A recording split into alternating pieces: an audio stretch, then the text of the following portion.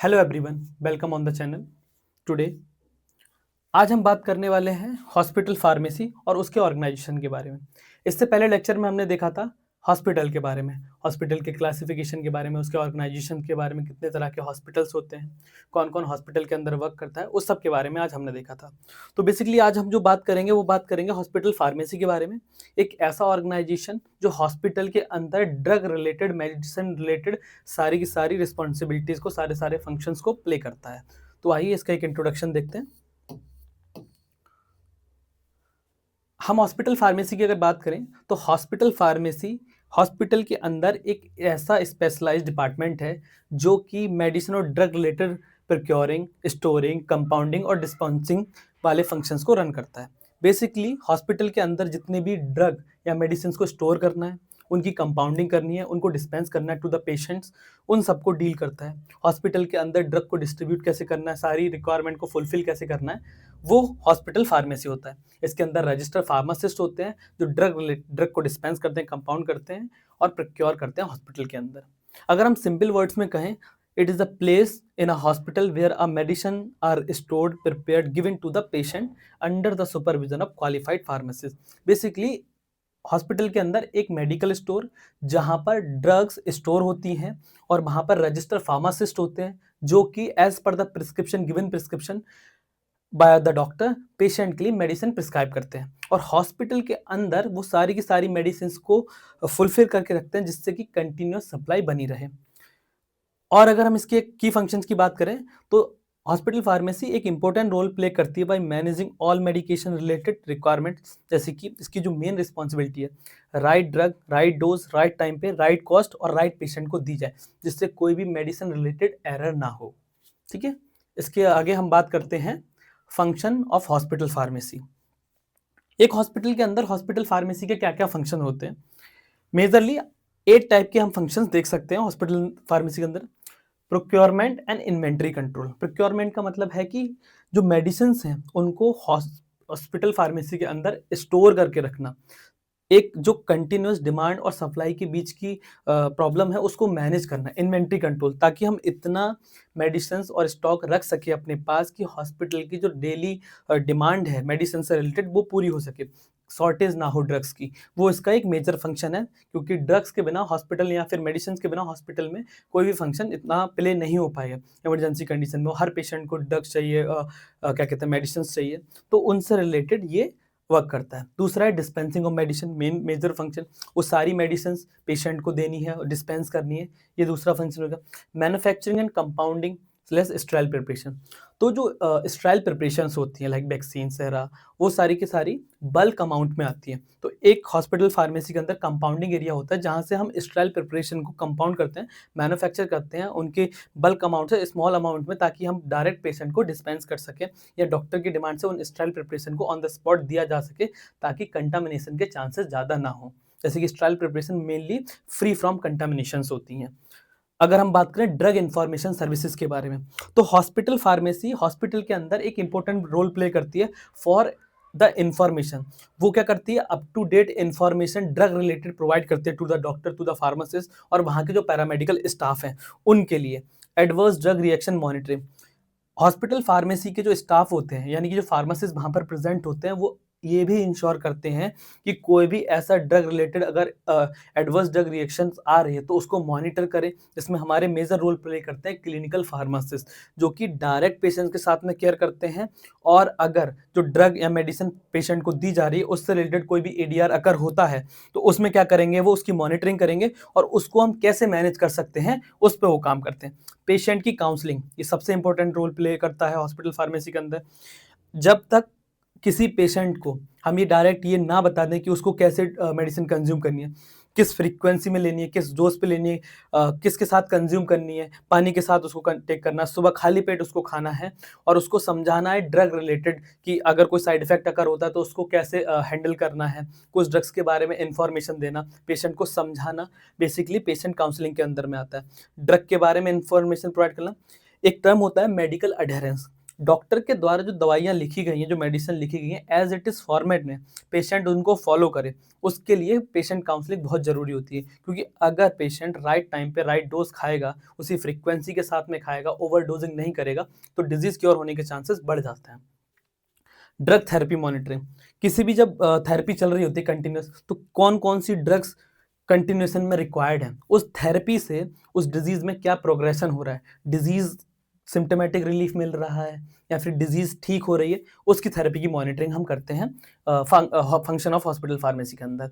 Therapeutic drug monitoring, ये और एक इंपॉर्टेंट फंक्शन है, क्लिनिकल फार्मासिस्ट की रिस्पॉन्सिबिलिटी और रोल प्ले करता है यहाँ पर। टीडीएम यानी कि थेराप्यूटिक ड्रग मॉनिटरिंग का यहाँ पर मतलब है कि ऐसी ड्रग्स, कुछ ऐसी ड्रग्स होती हैं जिनका थेराप्यूटिक मार्जिन बहुत ही ज़्यादा नैरो होता है या लो होता है, जैसे नैरो थेराप्यूटिक इंडेक्स वाली ड्रग होती हैं, फॉर एग्जांपल वॉरफरीन।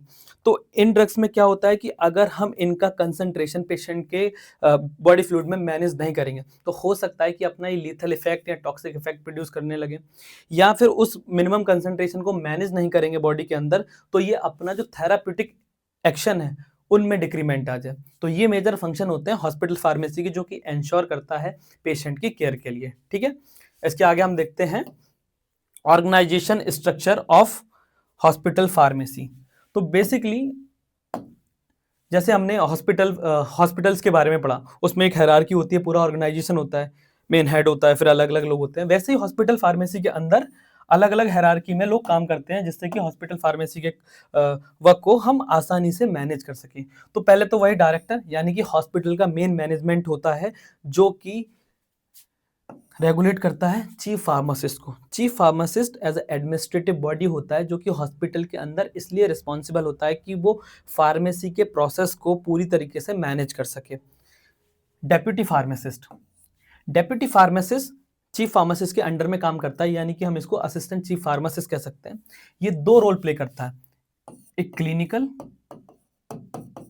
और एक ऑपरेशनल। तो अगर हम डेप्यूटी चीफ फार्मासिस्ट की बात करें या असिस्टेंट फार्मासिस्ट की बात करें, तो ये टेक ओवर करता है, ये हैंडल करता है क्लिनिकल फार्मासिस्ट को, कि कंटिन्यूअस जहां पर फार्मासिस्ट डायरेक्ट पेशेंट के साथ में इंटरेक्ट कर रहे हैं, वो अपनी रिस्पॉन्सिबिलिटी ठीक से निभा रहे हैं, या फिर उनके जो भी रिस्पॉन्सिबिलिटी, लाइक हमने अभी टीडीएम के बारे में पढ़ा, उसको मैनेज करता है। क्लिनिकल ऑपरेशन जहां पर डायरेक्ट पेशेंट की केयर हो रही है, यहाँ पर हमको टीडीएम करना है, ड्रग थेरेपेटिक मॉनिटरिंग करनी है, उनसे रिलेटेड प्रिस्क्रिप्शन को रिव्यू करना है, पेशेंट को जाकर देखना है कि उसको राइट डोज मिल रही नहीं मिल रही है, वार्ड राउंड में पार्टिसिपेशन करना है, ये सारी की सारी चीज़ें ये प्ले करता है।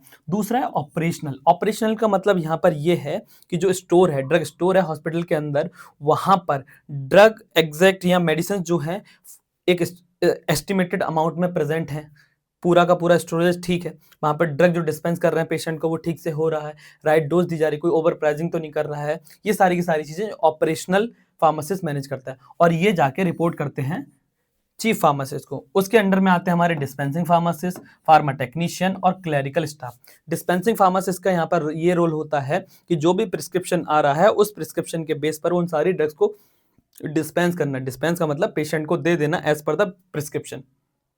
दूसरा फार्मा टेक्नीशियन, हमने पढ़ा था कि फार्मेसी के अंदर मेडिसिन की कंपाउंडिंग भी होती है स्टेराइल प्रिपरेशन की। तो फार्मा टेक्नीशियंस जो पर्सनल होते हैं वो क्या करते हैं, स्टेराइल प्रिपरेशन को, या फिर अगर बल्क अमाउंट में कोई मेडिसिन या ड्रग आई है, उनको कंपाउंड करते हैं स्मॉल अमाउंट में, ताकि हम उनको डिस्पेंस कर सकें। तो ये मेनली कंपाउंडिंग और मैन्युफैक्चरिंग में सबसे ज़्यादा हेल्प करते हैं। दूसरा होता है क्लरिकल स्टाफ। क्लरिकल स्टाफ जो होता है सपोर्टिंग स्टाफ होता है हॉस्पिटल फार्मेसी के अंदर, जो डेटा रिलेटेड, कितना स्टॉक क्लियर हुआ है, कितना स्टॉक रखना है, कौन सी ड्रग एक्सपायर हो रही है, कंप्यूटर में एंट्री करनी है, बिलिंग को मैनेज करना है, उस सब में हमारा क्लरिकल स्टाफ हेल्प करता है। नेक्स्ट हम आगे बढ़ते हैं। ये सबसे इंपॉर्टेंट रोल प्ले करता है हॉस्पिटल फार्मेसी के अंदर, लोकेशन एंड लेआउट। आप लोग हॉस्पिटल में कभी ना कभी विजिट किए होंगे, तो आपने देखा होगा कि जो हॉस्पिटल फार्मेसी की लोकेशन होती है, या मेडिकल स्टोर किसी हॉस्पिटल के अंदर होता है, उसकी लोकेशन हम क्या रखते हैं, इजी एक्सेसिबल हो, बहुत ज़्यादा किसी पेशेंट को मुश्किल ना पड़े मेडिकल स्टोर को या फिर हॉस्पिटल फार्मेसी को ढूंढने में। तो इसीलिए जो लोकेशन है हॉस्पिटल फार्मेसी की, वो बहुत ज़्यादा इंपॉर्टेंट होती है, ताकि एफिशिएंसी, सेफ्टी और एक्सेसिबिलिटी बन सके। तो जो फार्मासिस्ट हॉस्पिटल फार्मेसी की लोकेशन है वो सेंट्रली लोकेटेड होनी चाहिए, यानी कि बिटवीन द हॉस्पिटल। और ये जो हॉस्पिटल फार्मेसी की लोकेशन है वो आपकी ग्राउंड फ्लोर पर होनी चाहिए, ताकि easily all departments, out patient हैं, ओपीडी वाले हैं, वो इजीली एक्सेस कर सकें। और एक चीज, ये नियर द लिफ्ट होनी चाहिए, ताकि अगर किसी डिपार्टमेंट में मेडिसिन को लेके जाना है तो इजीली एक्सेस से हम जा सकें, ताकि क्विक सर्विस इन पेशेंट्स को भी मिल सके और आउट पेशेंट को भी मिल सके। दूसरी बात, इसी हॉस्पिटल फार्मेसी में कुछ हमारी जो फार्मेसी होती हैं, स्मॉलर फार्मेसी होती है, अलग अलग डिपार्टमेंट में होती हैं, ताकि वहाँ पर भी क्विक हम दवाइयाँ दे सकें। जैसे कि फॉर एग्जांपल कहीं पर आईसीयू वार्ड है, अब आईसीयू वार्ड 4th फ्लोर पर है और आपको दवाई लेने आना है नीचे, तो यहाँ पर क्या है कि प्रोसेस बहुत ज़्यादा डिले हो जाएगा, वहाँ पर इमरजेंसी वाली मेडिसिन की रिक्वायरमेंट है। तो एक स्मॉलर पॉइंट पे सैटेलाइट फार्मेसी बनाई जाती है। उन सैटेलाइट फार्मेसी में उस सर्टेन डिपार्टमेंट की जितनी भी एसेंशियल मेडिसिन हैं या स्पेसिफिक मेडिसिन हैं वो वहाँ पर अवेलेबल होती हैं, इसलिए क्योंकि वहाँ पर क्या है कि फास्टर और लोकलाइज सर्विस मिल सके, उनको हम सैटेलाइट फार्मेसी कहते हैं। तो ये बेसिकली लोकेशन है कि सेंट्रली लोकेटेड होनी चाहिए, ग्राउंड फ्लोर पर होनी चाहिए, और जो डिपार्टमेंट अगर दूर हैं तो वहाँ पर हम सैटेलाइट फार्मेसी बना देंगे, जिससे क्या है कि प्रोसेस बहुत ज़्यादा ईजी हो जाए। क्लियर यहाँ तक?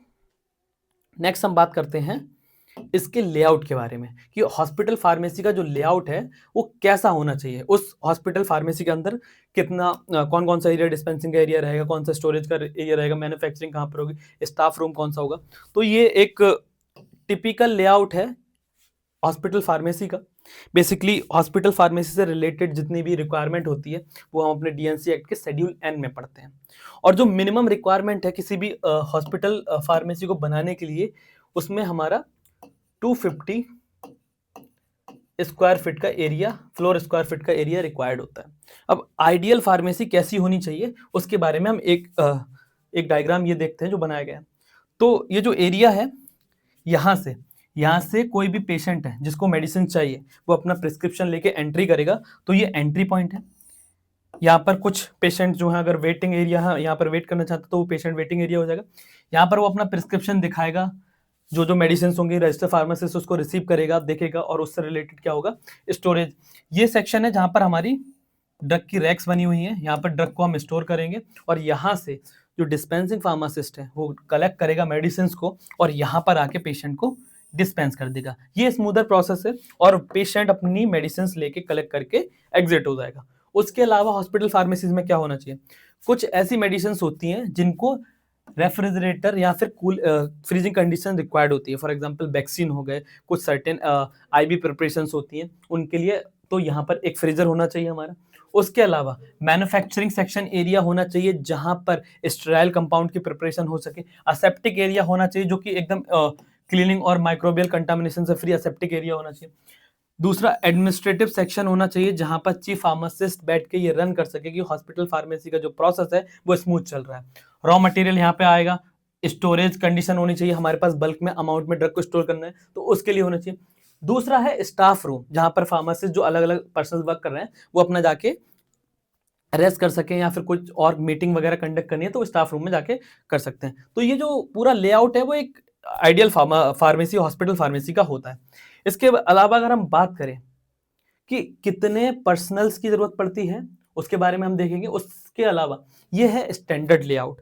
बड़े बड़े हॉस्पिटल्स में एक बड़ा सा स्टैंडर्ड हम लेआउट बनाते हैं जिसमें हर तरह की सर्विस हॉस्पिटल के अंदर होनी चाहिए। अगर हम बात करें फोर्टिस वगैरह के जो मेडिकल हॉस्पिटल्स हैं उनके अंदर क्या क्या चीजें होनी चाहिए, ये इन्होंने डिस्पेंसिंग एरिया है जहाँ से पेशेंट आएगा अपनी ड्रग्स को कलेक्ट करेगा। ये सारी की सारी स्टोरेज रैक्स हैं जहाँ पर ड्रग हमारी स्टोर रहेगी और यहाँ से पेशेंट्स के लिए ड्रग को क्या कर दिया जाएगा, डिस्पेंस कर दिया जाएगा। उसके अलावा ये स्टोरेज एरिया है जहां पर ये जो है ये डेटा वेटा एंट्री के लिए है। यहाँ पर ये रैक्स हैं जहां पर आप ड्रग को स्टोर कर सकते हैं लार्ज अमाउंट में, स्टोरेज एरिया है ये, इसके बारे में देखते हैं। और जब हमने प्रोसेस में फंक्शन में पढ़ा था पेशेंट काउंसलिंग, अगर किसी पेशेंट को गाइड करना रिलेटेड टू मेडिसिन तो एक पेशेंट काउंसलिंग एरिया वहां पर होना चाहिए। फ्लेमेबल और हजार्डस जो हार्मफुल सब्सटेंस हैं या फ्लेमेबल हैं उनको अलग से स्टोर करके रखना चाहिए। ये सारी की सारी चीज़ें हैं। उसके अलावा फ्रोजन आइटम जो हमारे जैसे वैक्सीन सेरा वगैरह जो हैं, उनको हमें फ्रीजिंग कंडीशन में रखना होता है, तो उनके स्टोरेज के लिए बड़े-बड़े फ्रीजर की रिक्वायरमेंट होती है, क्योंकि वहाँ पे तो बल्क क्वांटिटी में मेडिसिन रिक्वायर्ड होती है, तो उसके लिए एरिया। ये कंट्रोल सब्सटेंस, जैसे कि हम फार्मेसी के अंदर में पढ़ते हैं, शेड्यूल एक्स कैटेगरी की ड्रग्स होती हैं, जो कि बहुत ज़्यादा डेंजरस अंदर आती हैं, बिना प्रिस्क्रिप्शन के आपको उनको दे नहीं सकते, जैसे नार्कोटिक और साइकोट्रोपिक सब्सटेंस। तो उनको कंट्रोल सेक्शंस में रखा जाता है, ताकि कोई और ऐसे मिस यूज ना हो सके या फिर मिसकंडक्ट ना हो सके किसी फार्मेसी के अंदर। क्लीनिंग रूम होता है वहां पर, स्टाफ ऑफिस जो हमने पढ़ा था, एडमिनिस्ट्रेटिव एरिया जहां पर चीफ फार्मासिस्ट बैठते हैं, sterile compounding area. Sterile compounding area वही एरिया जहां पर हम स्टेराइल सब्सटेंस की प्रिपरेशन करते हैं, जैसे कि तुम्हारे वैक्सीन हो गए, उन सब की चीजों की। तो ये एक स्टैंडर्ड लेआउट है किसी भी बड़े या मेजर हॉस्पिटल का, जो कि लार्ज हॉस्पिटल के अंदर में आता है। वो सारी की सारी चीजें इस स्पेस में रिक्वायर्ड होती हैं। नेक्स्ट हम बात करें कि हॉस्पिटल फार्मेसी के अंदर कितने फार्मासिस्ट होने चाहिए। ये जो चीज है, ये हम डिसाइड करते हैं on the basis of number of beds. किसी हॉस्पिटल के अंदर नंबर ऑफ बेड्स कितने हैं, उसके बेसिस पर वहां पे जो रजिस्टर्ड फार्मासिस्ट हैं उनका नंबर डिसाइड होता है। तो बेसिकली हॉस्पिटल फार्मेसी में जो स्टाफ रिक्वायर्ड, जिसकी हम बात करें based upon the number of bed. किसी भी मेजर और लार्ज हॉस्पिटल में 1 चीफ फार्मासिस्ट की जरूरत पड़ती है। ओके, और यहां पर हम देख लेते हैं, इफ किसी हॉस्पिटल के अंदर 50 बेड्स हैं, तो वहां पर 3 pharmacist, 100 5 pharmacist, 200 8 pharmacist, 300 10 pharmacist, 500 15 pharmacist, more than 500 तो 20 फार्मासिस्ट। इफ किसी हॉस्पिटल के अंदर more than 500 more than 1000 pharmacist हैं, तो एक प्रोटोकॉल होता है जिसके अकॉर्डिंग 1 फार्मासिस्ट पर 20 to 50 बेड्स बढ़ जाता है नंबर में, और जो एरिया है हॉस्पिटल फार्मेसी का वो भी इंक्रीज करना पड़ता है, क्योंकि ताकि वहाँ पर जो मेडिसिन से रिलेटेड सप्लाई है वो कंटिन्यूस रहे, कोई भी प्रॉब्लम ना आए मेडिसिन से रिलेटेड। ये है फार्मासिस्ट के number on the basis of bed. Next हम डिस्कस करते हैं कि जो हॉस्पिटल फार्मेसी के अंदर पर्सनल्स हैं, यानी कि फार्मासिस्ट हैं, उनकी रिस्पॉन्सिबिलिटी क्या क्या होती हैं किसी भी हॉस्पिटल फार्मेसी के अंदर। तो हम यहाँ पर बात कर रहे थे responsibility and function of hospital pharmacist, जो हॉस्पिटल फार्मेसिस्ट के अंदर जो पर्सनल्स वर्क करते हैं। मेजरली हम उनकी ड्यूटीज को 4 कैटेगरी में डिवाइड कर सकते हैं। पहली जो ड्यूटी है उनकी एडमिनिस्ट्रेटिव ड्यूटीज। एडमिनिस्ट्रेटिव ड्यूटीज पे हॉस्पिटल फार्मासिस्ट जो होते हैं उनकी रिस्पॉन्सिबिलिटी होती है कि ड्रग का प्रॉपर स्टोरेज, प्रॉपर प्रोक्योरमेंट, और हॉस्पिटल फार्मासिस्ट के अंदर रजिस्टर्ड फार्मासिस्ट ही प्रेजेंट रहें, जो कि सारे के सारे ऑपरेशन कंडक्ट करें। दूसरी उनकी टेक्निकल ड्यूटीज जो उनकी रिस्पॉन्सिबिलिटी है, उसमें ड्रग की जो कंपाउंडिंग हो रही है as per the protocol, as per the SOPs होनी चाहिए, ताकि किसी भी चीज़ में कंटामिनेशन के चांसेस ना हो, क्योंकि हम यहाँ पर डायरेक्ट पेशेंट की हेल्थ से, लाइफ से डील कर रहे हैं। तीसरी इनकी क्लिनिकल रिस्पॉन्सिबिलिटी। क्लिनिकल रिस्पॉन्सिबिलिटी में प्रॉपर प्रिस्क्रिप्शन को आप रीड करें, कोई भी मेडिकेशन प्रिस्क्रिप्शन रिलेटेड एरर ना हो। ड्रग और एडीआर को भी मॉनिटरिंग करना है, प्रिस्क्रिप्शन को बार बार रिव्यू करना है, ताकि कोई भी मिस यूज ना हो किसी ड्रग्स का, उन सबको वेरीफाई करना है। चौथी है एजुकेशन एंड रिसर्च ड्यूटी।